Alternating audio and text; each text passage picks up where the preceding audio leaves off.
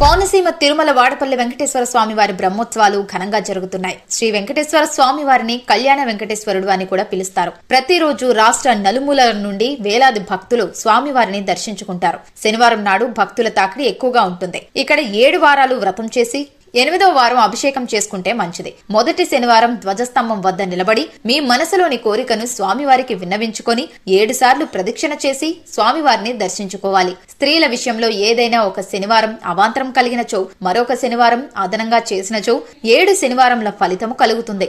7 శనివారంలో దర్శనాలు పూర్తయ్యాక ఆలయంలో అన్నదానమునకు బియ్యం, పప్పులు, నూనెలు తమ స్తోమతను బట్టి 7 కుంచెలు లేదా 7 కేజీలు లేదా 7 గుప్పెళ్లు గాని సమర్పించుకోవాలి. ఈ ఆలయంలో స్వామివారికి కుడివైపున వేణుగోపాల స్వామివారు, ఉత్తరం వైపు అలివేలు మంగ తయారు అమ్మవారు, ఆగ్నేయంలో శ్రీరామానుజులు వారు వారి శిష్యులు, దక్షిణం వైపు అన్నపూర్ణ సమేత విశ్వేశ్వర స్వామివారు దర్శనమిస్తారు. నిజానికి శనివారానికి ఎంతో ప్రాధాన్యత ఉంది. శ్రీనివాసుడు వెంకటాద్రికి తరలి వచ్చిన రోజు శనివారం, ఓంకారం ప్రభవించిన రోజు శనివారం అంటారు. శ్రీ వెంకటేశ్వర స్వామివారు శ్రీనివాసుని అవతారంలో ఉద్భవించిన రోజు కూడా శనివారమే. సకల జనులకు శనిపీడలు తొలగించే రోజు శనివారం.